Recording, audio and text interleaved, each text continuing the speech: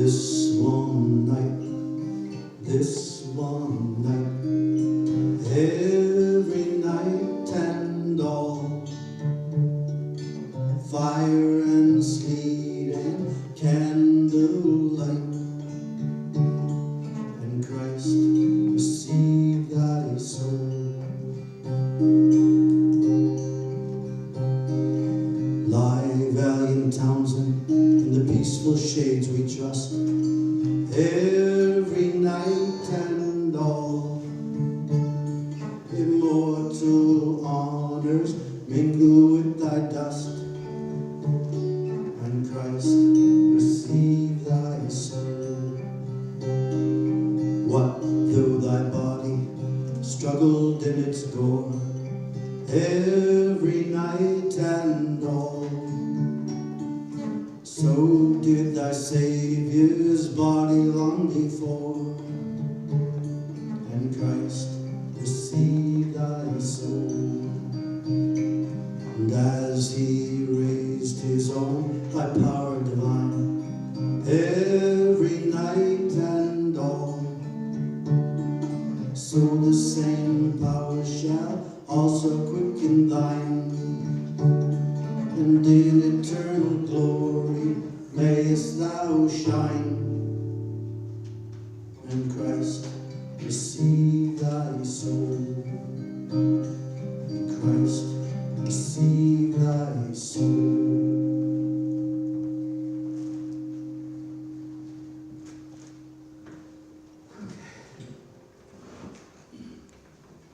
Good evening and welcome to the Lynnfield Historical Society's original production, Shadows of 1775. I'm Ron Sauer, the president of Lynnfield Historical Society. On behalf of all our volunteers and myself, I want to thank everyone for coming out tonight. Your support means so much to us. Tonight, you'll be seeing a one-act play written by brother and sister team Dianne and Foulds. Dianne and Alan have used heavily researched facts and actual quotes from those participating in that night's events and weave them into a narrative that I think you'll enjoy. It tells the story of the militiamen of Lynnfield who gathered here exactly 25 years ago this very night and marched off to face the British Army at the opening battle of the American Revolution. Before I go, I'd like to play one more song. It's a song the British were said to have played when surrendering to Washington's army at Yorktown, ending the last battle of the American Revolution. In the song, the old woman, Goody Bull, is Mother England, and the daughter is the American colonies. The farmer, who tries to make peace between them, is former British Prime Minister William Pitt, also known as Pitt the Elder. He, along with Edmund Burke, spoke and wrote eloquently in the years leading up to the Revolution in order to avoid it. The song is called The World Turned Upside Down.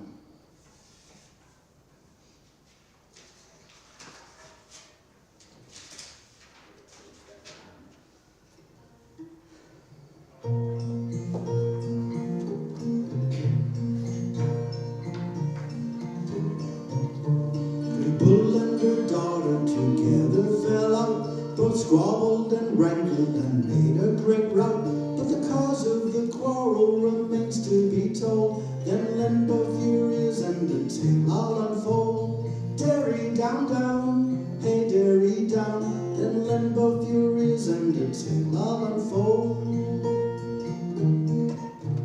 Your lady, it seems, took a freak in her head, that her daughter, a grown woman, might earn her own bread.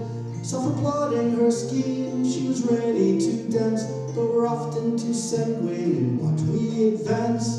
Derry down, down, hey derry down, but we're often too sanguine in what we advance. For mark the event, thus for fortune we're crossed, nor should people reckon without their good host. The daughter was sulky and wouldn't come to, and pray what in this case could the old woman do? Derry down, down, hey derry down, and pray what in this case could the old woman do? Zounds neighbor, quoth Pitt, what the devil's the matter? A man cannot rest in his home for your clatter. Alas, says the dog to his dainty fine work, the old woman grows harder, so said Edmund Burke. Derry down, down, hey derry down, the old woman grows harder, so said Edmund Burke. She be damned, says the farmer, and to her he goes, first rolls in her ears, then tweaks her old nose. Hey goody, what ails you, wake woman, I say, I'm come to make peace in this desperate fray. Derry down, down, hey derry down, come to make peace in this desperate fray. Alas, cries the old woman, must I comply? I'd rather submit than the hussy should die. Pooh, prithee, be quiet, be friends and agree. You must surely be right if you're guided by me. Derry down, down, hey derry down, you must surely be right if you're guided by me.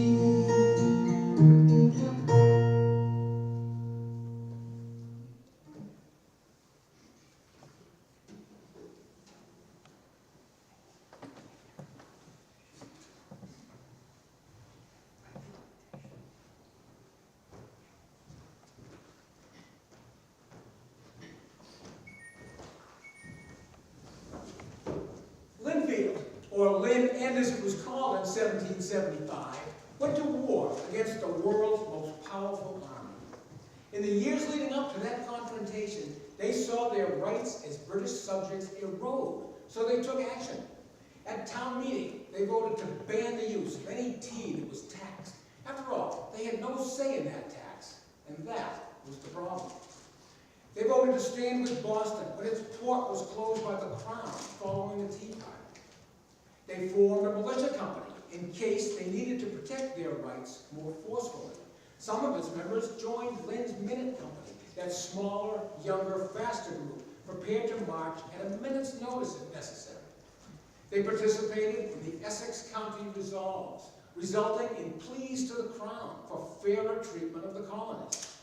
In short, Lynn End, as with all of Massachusetts, was hopeful for a peaceful resolution, but they were also prepared for the worst. Many of the residents who took part in that first day of the Revolution are buried no more than 150 yards from here, just across the common in the old burial ground. Tonight, though, exactly 250 years since that fateful night, they return. They've come to tell us their stories of that day when America truly began. Let's meet them.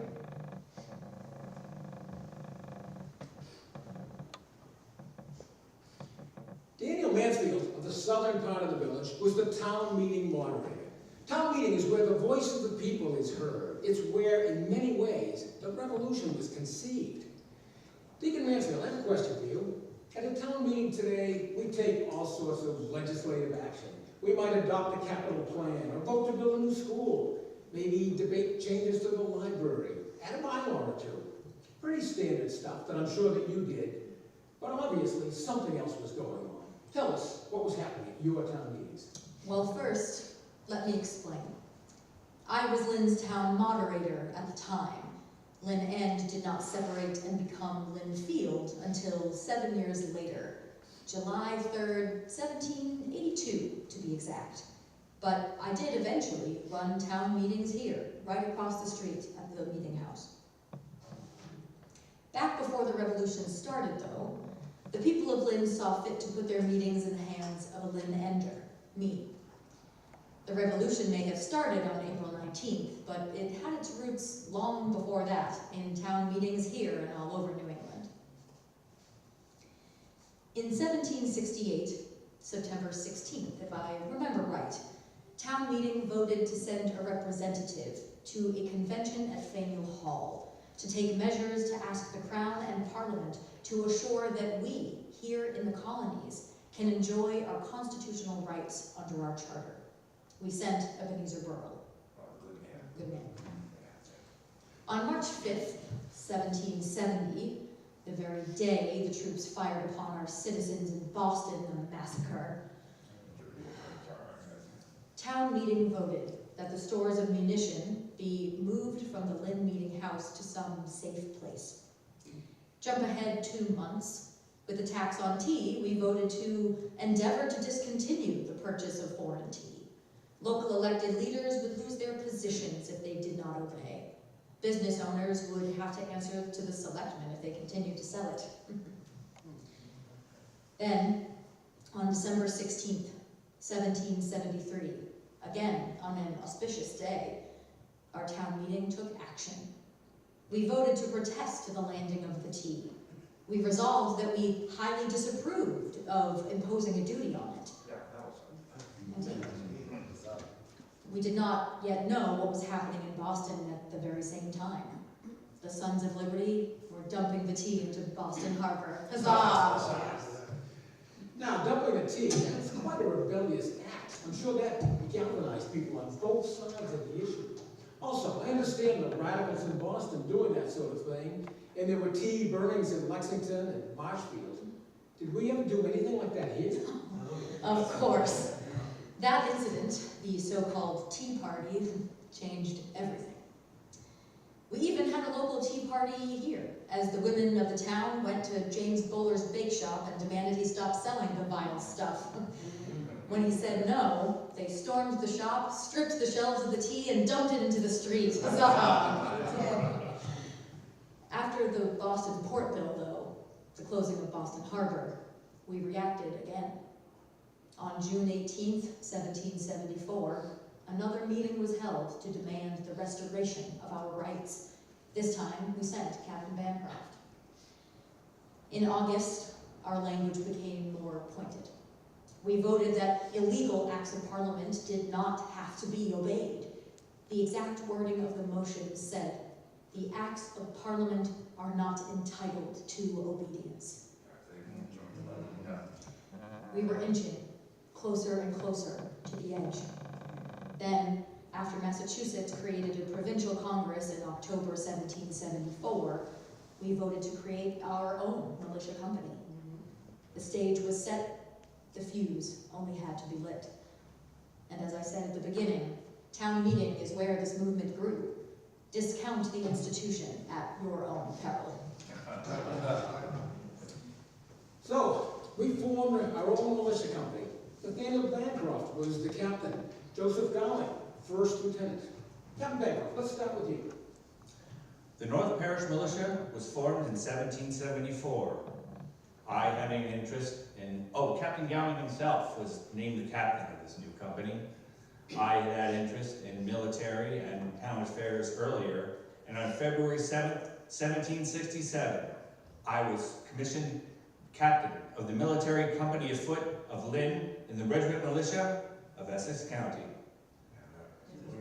Some years later, in the fall of 1774, I joined up with Gowing's company once again as a lieutenant. After some time, Gowing saw fit to step aside and give me back my old rank as captain. Our company numbered 38 men, despite the fact of only having 25 homes in the small village. Well, Joseph Gowling, you were the lieutenant. You were also Bancroft's neighbor, and you owned the local tavern. Tell us, what was your role in the militia? In fact, what was your role in the village? Well, as the Captain Bancroft told you, I was originally named captain of the North Parish Militia before giving way to his prior experience. But I was still referred to as a captain in my later years. I ran a tavern across from what is now Parsons Avenue. That was the heart and soul of the village, and it was the obvious place for the militia to gather when the time came. On the morning of April 19th, we gathered at the tavern before heading to the meeting house to retrieve the ammunition stored there.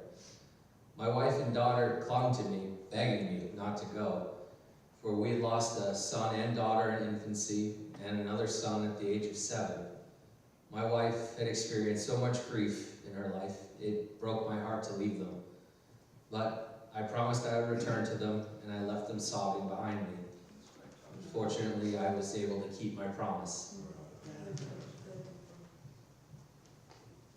In 1774, Colonel David Mason of Salem purchased 19 French cannons. He had Captain Robert Foster, a blacksmith, mount them to the back of carriages. These carriages were hidden about the premises of Foster's shop and waiting for use against the British in the much anticipated war. The British eventually found out about these cannons, and on February 26, 1775, Colonel Leslie of the British Army landed at Marblehead Neck with 300 men. They marched to seize our cannons and munitions, and we mustered to fight them. Before our arrival, the drawbridge over the North River had been drawn up, preventing the British from crossing. After a long standoff, however, the British did withdraw. If it wasn't for Colonel Leslie's retreat that day, the first shots of the war would have been heard in Salem instead of Lexington. We began making our way back to Lynn End. We encountered the Reading Company. They were on their way to help. We relayed the events of the day and sent them back to Reading. In what might have been the first casualty of the war, Joseph Newhall died a few days later from a seizure by an illness he had caught on that march. Good man. After that incident in Salem and the Essex resolves, tension mounted. Everyone knew something was about to break. The differences between the Crown and the colony were getting wider and wider. Messages were relayed out into the countryside with every new development. Then came the 18th of April in 75. I'm sure every one of you remembers the story of Paul Revere, and the history buffs can add the names of William Dawes and Samuel Prescott to the account. But right here, right in Lynn End, we had our very own midnight rider. Martin Herrick! Yeah. Captain? Sir. As you all know, I was not a member of Captain Bancroft's company here in Lynn End. Matter of fact, when war broke out, I was a resident of Reading's North Parish. But on April 18th, I wasn't there either. I was in Medford. I was studying under Dr. Simon Tufts for a career in medicine. I was a little older than some of my fellow students, John Brooks and John Sprague, but boy, I was just as determined. As it happened, Dr. Tufts lived right next door to Isaac Hall, the head of the Medford militia. Sometime in the night, a mysterious rider arrived. It was Paul Revere, sent from Boston by Dr. Joseph Warren. He told us to ride north with word of the British troops, the advance of the British troops. Sprague headed to his hometown of Malden, then I think on to Lynn's third parish, Sawdust. I went to Reading to tell John Brooks, my classmate until recently. That's where he had moved to become the town doctor.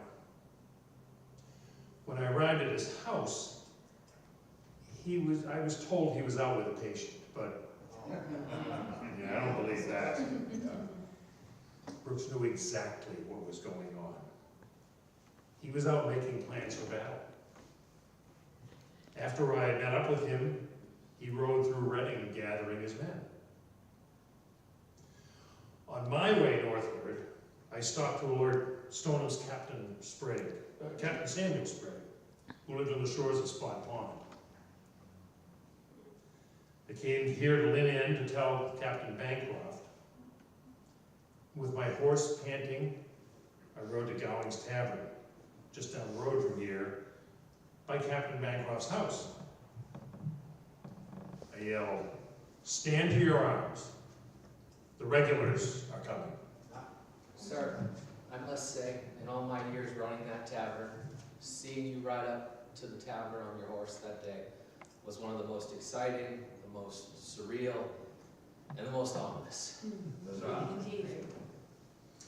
Well, throughout my ride, my heart was racing so fast, but I really didn't think of it as history in the making.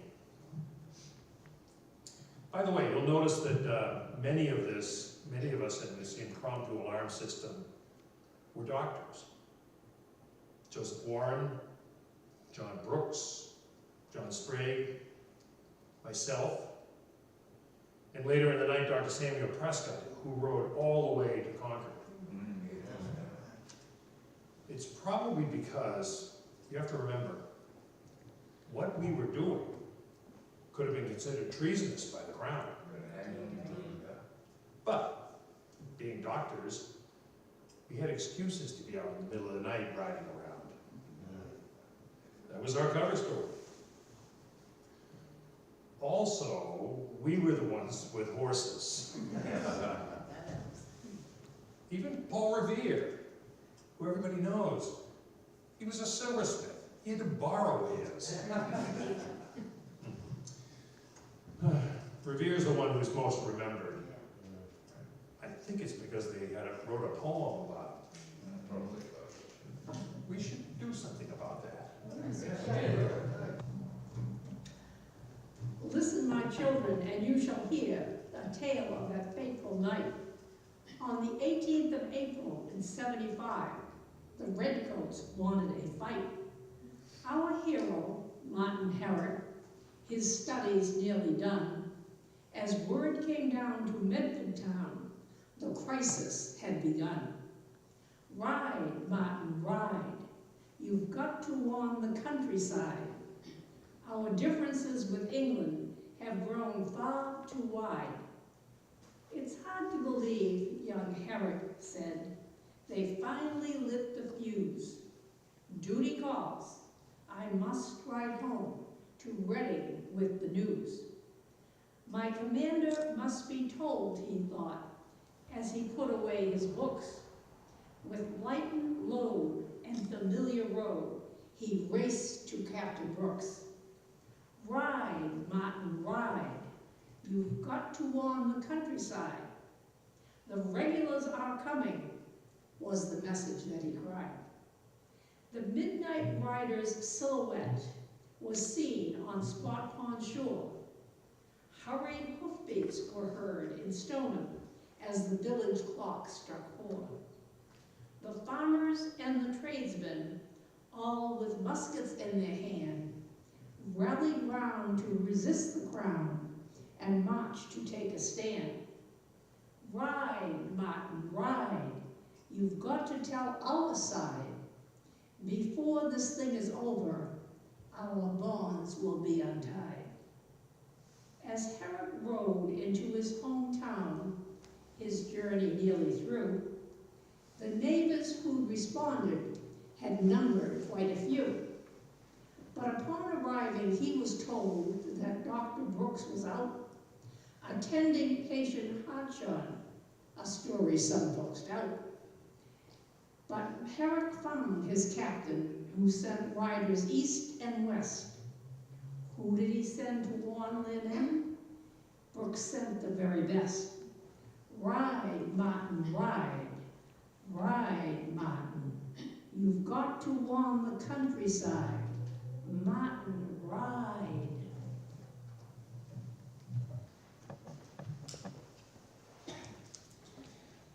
Since Martin Herrick at the time was a resident of Reading's North Parish, after he gave the alarm here, he rode home and marched off with his own company off to Concord, Merriam's Corner. During the war, he served as a naval surgeon, captured twice. After the Revolution, he settled down here in Lynnfield, became a country doctor and a school teacher. He married Sally Wright of Middleton, and they raised 4 daughters. In 1820, by special request, he was the last to be interred in the old burial ground, right near the entrance. Benjamin Adams, Jr., you were the youngest member of Captain Bancroft's company. I think you were probably the first one at the tavern that early morning. Tell us what it was like to beat the drum, to call the militia together. Well, I was only 16 years old at the time of the battle in Menotomy, but I felt strongly about contributing in some way. I was given the job as drummer to help call the militia to arms. Of course, I feared what was about to happen, but I was also excited to be a part of the fight for independence. I didn't live far from Gowan's Tavern and had arrived early after Martin Herrick brought the alarm. I beat the drum as hard as I could to bring in the members of the company. I was proud to beat the step for the men on the way to Menotomy. Now, Not everyone favored the war with the crown. After all, they were British subjects, and they had been for their entire lives. Later historians estimate that maybe only a third of the population actually favored independence. Another third was fiercely loyal to the king. That final third, undecided, or at the very least, uncommitted. Benjamin, let's hear from your own family. Your father was minister of the church when it met across the street in the old meeting house. Reverend Benjamin Adams. I was one of those opposed to the war for independence. That being said, I wasn't a complete loyalist either, so I guess that meant I fell into the category of undecided, that third category. I would have preferred that we had resolved our differences peacefully. Although I made my feelings known to my family, to my friends, and my neighbors, I had much respect for their opinion, and I had no intention of standing in their way.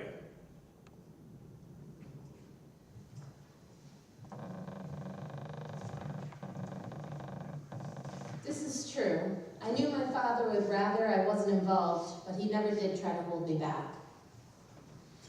Now, you've heard us talk about Menotomy. In case you don't know where that is, it was a village in West Cambridge. Today, it's the town of Arlington. Not too far from here by car, but quite a hike when you're marching. Captain Bancroft, tell us, what was the march to Menotomy like? Tensions were high on the march to Menotomy. There was some quiet conversation among the men, but most were lost in their own thoughts. We were ready, but we didn't know what to expect. Even myself, being one of the older men in the company, had never actually seen warfare. I struck up a conversation with one of the men in my company, Zerabella Hart. Hart had seen battle previously. I asked him if he was afraid to go into this fight. He said no, but to be aware of the flank guard. As we marched on Menotomy, I saw the main force of the British coming down the road, and in the fields on both sides, lined with flankers. Hart's warning hit me at that moment, but it was too late. We were already in the fray with the British soldiers, and fighting the flankers, it seemed from all sides. We lost 3 men that day. I often wonder if things would be different had I heeded Hart's warning.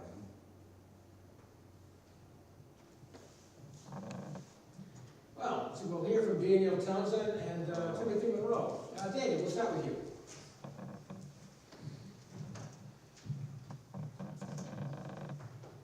Well, this is how it happened. We were standing behind the house of Jason Russell, firing at the British troops as they came down the road on their way back to Boston. Suddenly, Timothy and I found ourselves totally hemmed in by the flank guard of the army coming down through the fields behind us. We ran into the house looking for shelter. I turned and fired my musket and called out, "There goes another redcoat down." But once in the house, there was nowhere to hide, and we did not want to be trapped there. Bullets were pouring in the back window, pouring in. In a desperate effort to escape, I dove out the window at the end of the house. And that's the last thing I remember. Timothy Monroe, you've got quite a story to tell. I followed Daniel through the window and ran for my life. I ran a great distance with shots being fired at me. They had managed to shoot me in my leg, but I was not hit again, despite 12 bullet holes in my clothing and my hat. They even shot off all the metal buttons off of my waistcoat. As I ran past the last redcoat, as he stopped and fired at me, he exclaimed, "Damn the Yankee, he is bulletproof. Let him go." Timothy, we understand that there was also mercy and humanity on display on that violent day. You yourself comforted a mortally wounded British soldier. If you're up to it, can you tell us about that? Yes. Despite being wounded and having 24 bullet holes in my clothing, I still managed to join the others who scattered in every direction in a running battle back to Charlestown. During the latter part of the retreat, I came across a badly wounded British soldier. He begged me to stop and treat his wound. I stemmed the flow of blood with my handkerchief, but the man died in my arms. Before he died, he gave me a silver buckle from his uniform. It was passed down through my family and may still be in their possession today. I finally made my way back to the Jason Russell house to find my friend Daniel shot dead after jumping through the window. And Thomas Townsend, you had the task of bringing your own brother's body back home.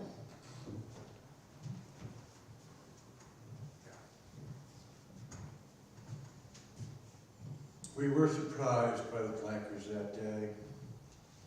All became confusion. The men scattered as we fought. We chased the invader back to Boston. Having done that, I returned to Menotomy, to the Jason Russell house. And as a lieutenant in my company later, I was keenly felt the need to keep the men safe. But now, to my absolute horror, I discovered the body of my youngest and only brother, Daniel, outside the house, pierced by 7 bullets. I had to bring him home to his family. So, with the help of our friends and neighbors, we brought him home late that night on an ox cart. My heart was wrenched anew when I saw his widow, Zavia, falling to her knees, wailing in grief. And for their 5 children, the youngest, Lydia, being just 6-months-old. Zavia never would recover, and she died that October. That night, that horrible night, I couldn't sleep. I was sick with worry. In the early hours of April 20th, I heard a lot of commotion on the road and confused voices of men, and saw many lanterns about in the yard. I was filled with grief. I knew something horrible had taken place. And then I saw Thomas's face, and I knew. I don't remember much after that. I do know that the men carried Daniel's body into the best room in our home, and they were very gentle with him. Some of our neighbors remained as guards of honor, and I didn't know how I was going to go on without him.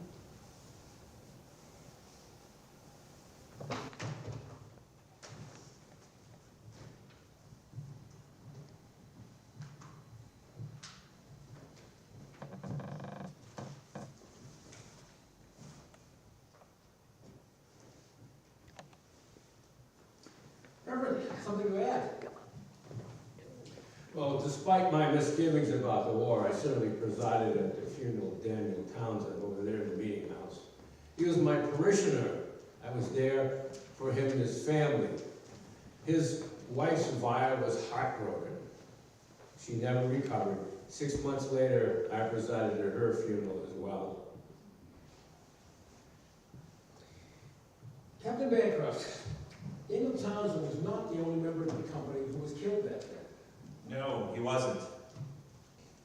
His neighbor, Thomas Hadley, who lived in a house overlooking Billings Pond, one of the oldest men of our company, being over 50 years of age, and William Trask, William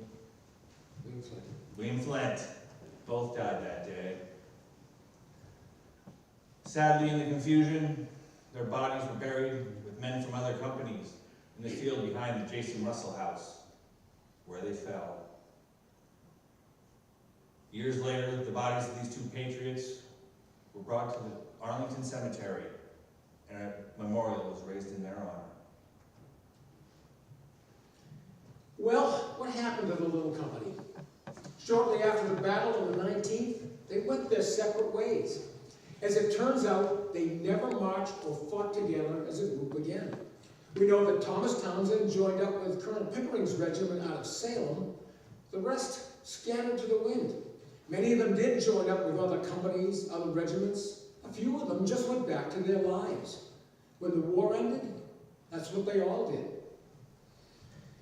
Timothy Monroe lived in town to a ripe old age, telling anyone who would listen of his harrowing tales on the 19th of April.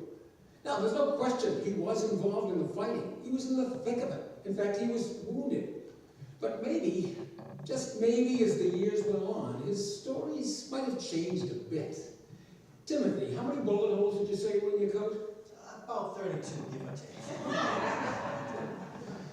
Incidentally, you can still see his house today. It's right on the banks of the Saugus River on the Wakefield line on Salem Street. It's part of a small office park today, but very recognizable. It's a big, red, old colonial with the year 1690 painted down the chimney. Daniel Mansfield continued to moderate town meetings for years, first over in Lynn, and then beginning in 1782 when we separated, right here in Lynnfield, right across the street in the meeting house. You can still see his house today too. In fact, it also has a year painted on the chimney. In this case, it's 1740. It's in South Lynnfield, also on Salem Street.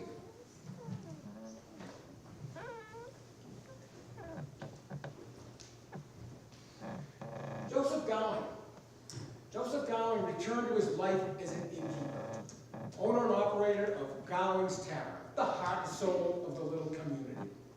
Unfortunately, we lost that important landmark years ago. Back in 1896, it burned in a suspicious fire.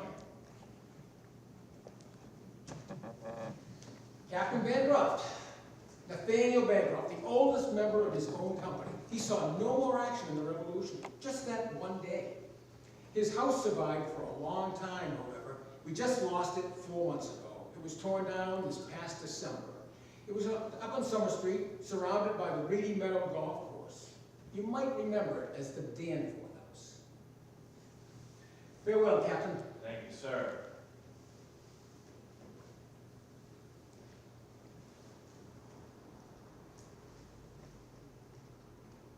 Every school child knows the rest of the story. The royal troops were chased back to Boston that day, and the siege began. Then came Bunker Hill. The provincial Congress becomes the temporary government of Massachusetts, effectively pushing aside any last remnants of the king's control here. General George Washington arrives, and on Cambridge Common takes command of the newly named Continental Army. The British evacuate Boston once and for all. Independence is declared. Valley Forge, Yorktown, the Treaty of Paris, and eventually a constitution. We become the nation that we are today, the United States of America. And it all started right here, right in our neighboring communities. Places such as Lexington and Concord, Lincoln, Acton and Stowe, Andover, Reading and Wakefield, Salem, Danvers, Cambridge, Boston, and of course, right here in Lynn End, Lynnfield.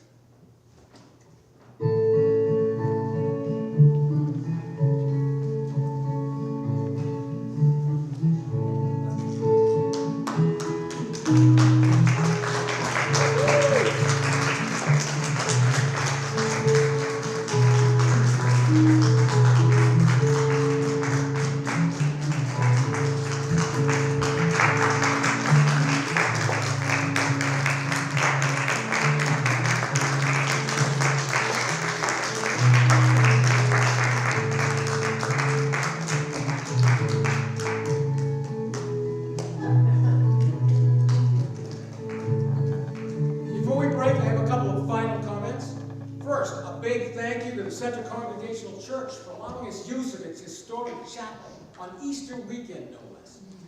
Another big thank you to the Lynnfield Historical Society, guardians of our town's heritage for more than 7 decades, and together with its Revolution 250 committee has planned all these observances.